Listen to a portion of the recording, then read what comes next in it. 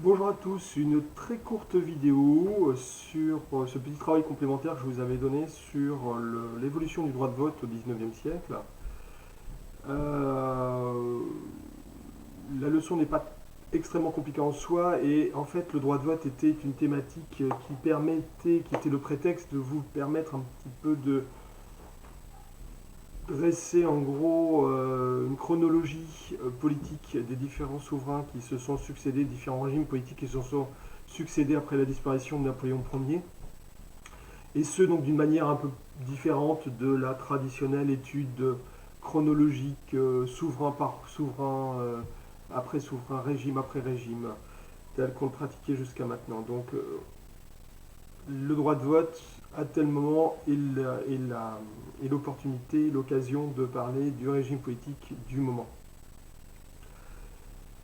Donc évidemment, je vous ai donné un document très simple à compléter, document qui... euh, je vais agrandir un petit peu. Voilà. Document qui prenait la forme d'une frise chronologique. Le but n'étant pas de connaître parfaitement cette chronologie, mais de savoir un petit peu que les Français vont se chercher en quelque sorte après la disparition de Napoléon Ier. Et se chercher quoi? Se chercher un régime politique qui leur convienne.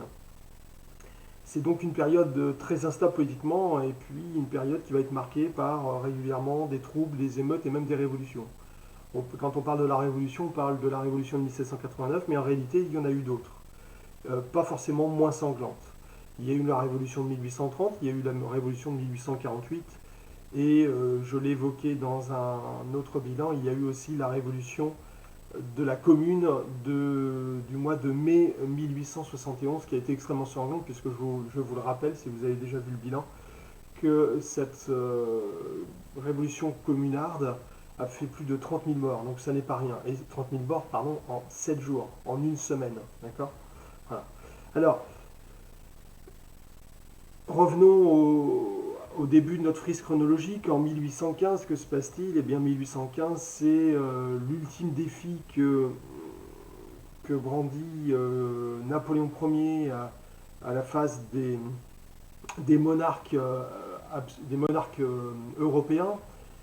C'est la bataille de Waterloo.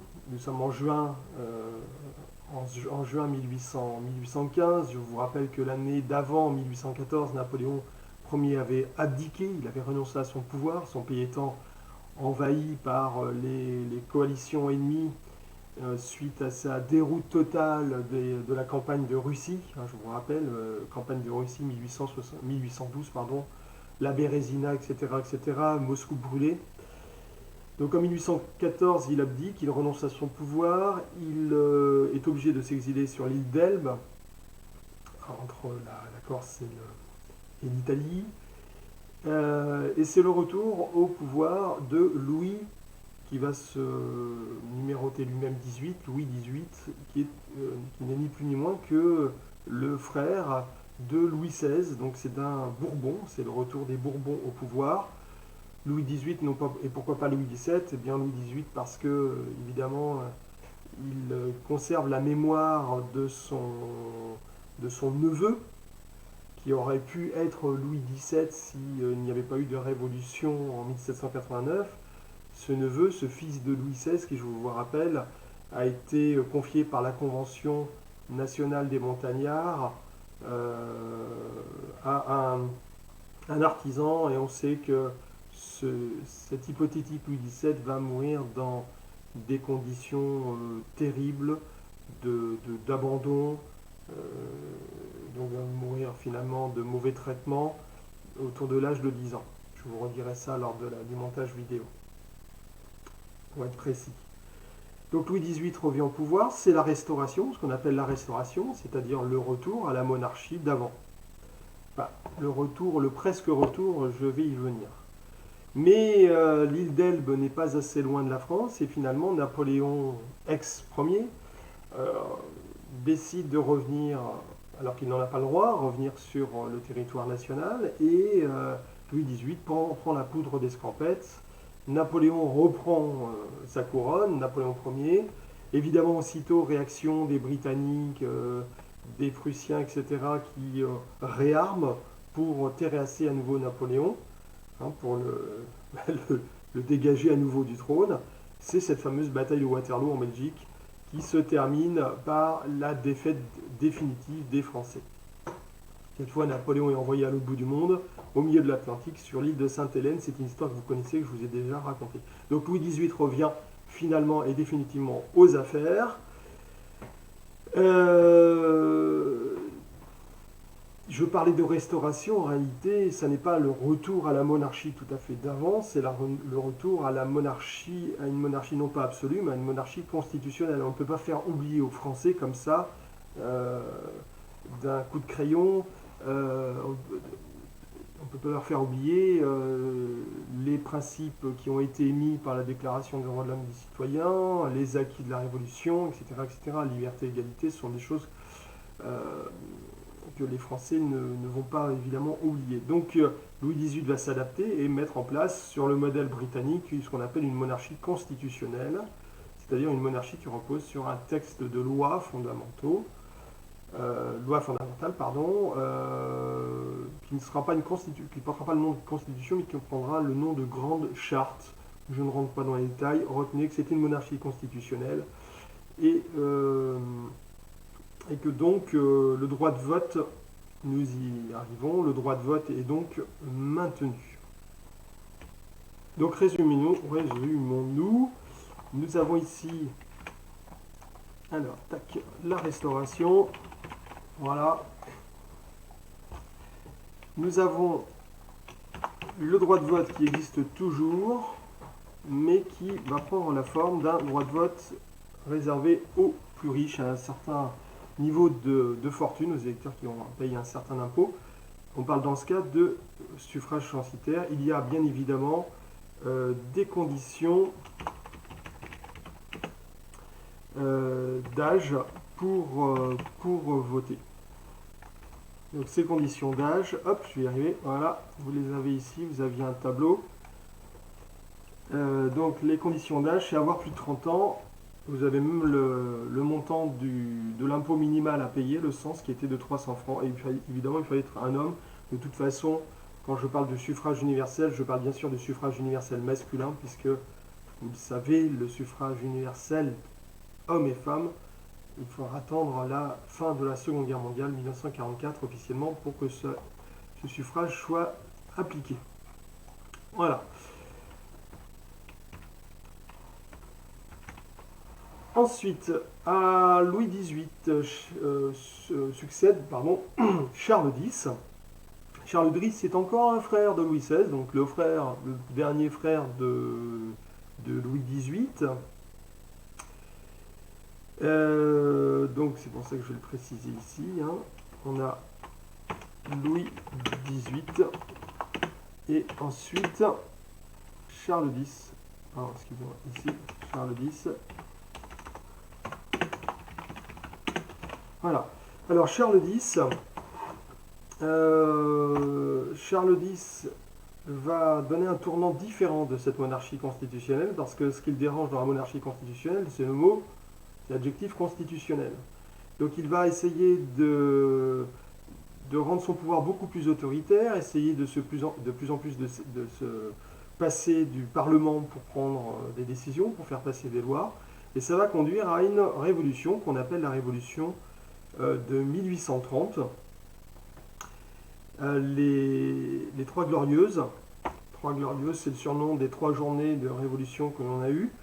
Le peuple parisien n'est pas contre forcément la monarchie, mais contre le fait que Charles X veuille se débarrasser ou mettre entre parenthèses certains idéaux et principes de la Révolution, notamment le droit de vote et la représentation nationale à travers les parlementaires. Et donc Charles X est prié gentiment de dégager, d'abdiquer, et sera remplacé par un cousin, donc une autre branche. On avait la famille des Bourbons, on a la famille des Orléans maintenant.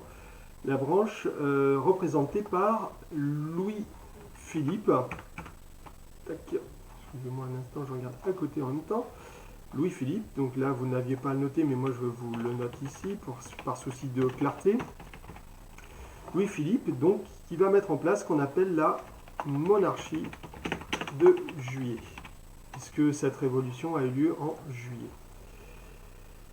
Donc finalement, il se proclame roi des Français, donc le roi de France d'ailleurs, hein. Roi des Français, il y a une symbolique derrière pour montrer qu'il est attaché aux Français plus qu'au territoire. Il conserve le suffrage censitaire, il conserve les conditions d'âge pour voter, mais il y a quand même un assouplissement. Voici. D'abord, le cens est descendu à 200 €, c'est-à-dire que des gens un peu moins riches peuvent voter, donc ça élargit le nombre d'électeurs. Vous voyez, on passe de 100 000 électeurs sous la Restauration à 170 000. Et puis il descend également l'âge de la majorité politique, c'est-à-dire 25 ans. En 1848, Louis-Philippe, suite à une nouvelle révolution, qui d'ailleurs est une révolution qui touche l'ensemble de l'Europe, j'en ai déjà parlé dans un autre bilan concernant la montée des nationalismes en Europe, ce qu'on a appelé le printemps des peuples en 1848, Louis-Philippe est obligé à son tour, donc suite à une révolution populaire et parisienne, d'abdiquer. Et cette fois, on change de régime, on passe d'une monarchie constitutionnelle à une république. Donc cette république sera la deuxième république.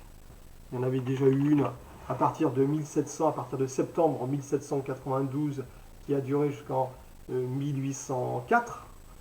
1804, c'est-à-dire l'année où Louis-Napoléon Bonaparte est devenu Napoléon Ier. Cette république est très ambitieuse. Elle se veut extrêmement sociale, c'est-à-dire faire profiter à plein des droits de l'homme, notamment en mettant en avant la notion d'égalité, qui est une notion très très importante dans cette Seconde République, la liberté aussi, hein. On va notamment avoir un développement de la liberté d'information, de la presse, etc., mais surtout d'égalité. Et quand je dis qu'elle est très sociale, et beaucoup de républicains s'en inspireront au cours de la Troisième République et notamment de la Quatrième République, elle se veut très sociale parce qu'elle a l'ambition d'aider les plus démunis, d'aider les chômeurs, ce qu'on appelle les sans-travail, d'aider les personnes en grande pauvreté, etc., etc. Donc c'est une république finalement très très moderne pour son époque. Elle veut également, puisque je parlais d'égalité, revenir à un suffrage de vote égalitaire, donc le suffrage universel, toujours masculin bien sûr pour l'époque, et elle diminue l'âge d'accès au vote, puisque désormais on peut voter à partir de l'âge de 21 ans, et cette majorité de 21 ans perdurera jusqu'en 1974.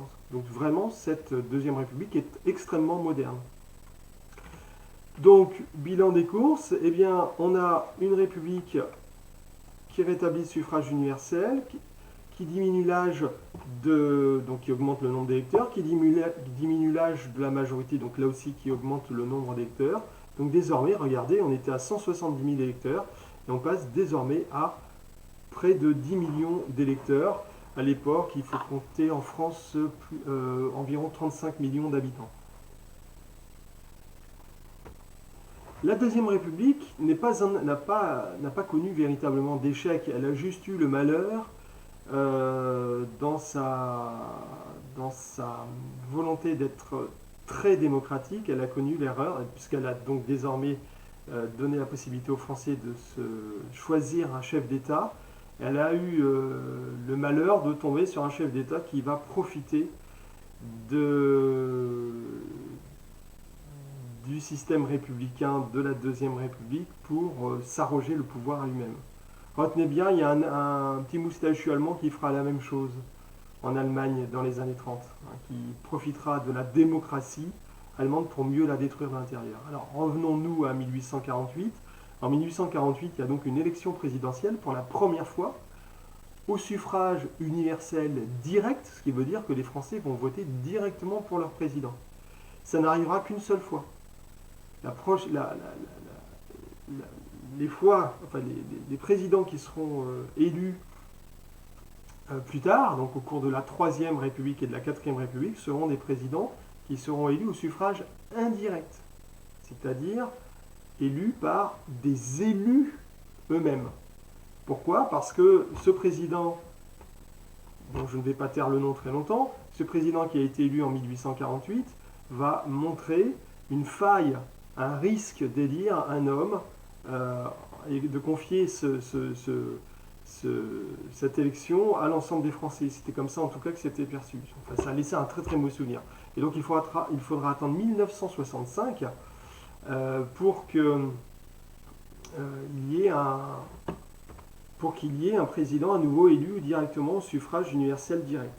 1965, vous avez bien entendu. Donc qui est ce président élu? C'est un certain Louis-Napoléon Bonaparte, neveu de l'ancien empereur Napoléon Ier, et qui va donc, de l'intérieur, détricoter cette République et s'arroger les pleins pouvoirs. Plein pouvoir effectif à partir de 1851. Vous voyez sur la frise chronologique, ici. 1851, vous avez... Alors, hop, je vais prendre ça. Voilà. Vous avez ici le coup d'État de Louis-Napoléon Bonaparte. Et en 1852, eh bien, Louis-Napoléon Bonaparte, prince-président, proclame officiellement le Second Empire. Voilà.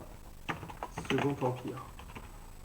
Donc avec Napoléon va se faire proclamer Napoléon III, eh bien c'est un retour en arrière. Enfin, du moins, pas en apparence, mais ça va être effectivement un retour en arrière, recul des libertés, évidemment recul des notions d'égalité, puisque ceux qui veulent être privilégiés dans l'Empire seront ceux qui vont servir l'empereur. Napoléon ne va pas revenir à un suffrage censitaire, va rester à un suffrage universel, donc en apparence rien ne change, mais en réalité il va être contrôlé, c'est-à-dire que on va inciter les citoyens français à voter pour le bon candidat. D'ailleurs, il y aura des candidats officiels de l'Empire. Il procédera, comme le faisait son oncle, il procédera régulièrement à des plébiscites, ce qu'on appelle aujourd'hui des référendums. C'est-à-dire qu'au moment où tout se passe bien en France, il demande aux Français si ils sont satisfaits, s'ils veulent faire évoluer une loi dans ce sens-là, dans ce sens-là. Donc il ne fait des plébiscites que quand il est sûr du résultat positif. Voilà. Donc c'est une période en apparence démocratique, effective, mais en réalité c'est un contrôle très autoritaire de l'État, de l'empereur, sur la démocratie et le système démocratique du vote. Vous connaissez la fin de cette histoire, puisque Napoléon III sera balayé par les Prussiens lors de la bataille de Sedan en septembre 1870, et ce sera le retour à une Troisième République, mais ça c'est une autre histoire que je vous ai déjà proposée dans un autre bilan. Voilà, donc une période de 1815 à 1870 où les Français se cherchent leur régime politique idéal, qui semble-t-il sera la République, puisque en 1870 on reviendra vers la République, et aujourd'hui vous vivez vous-même dans une République démocratique. Merci, ciao.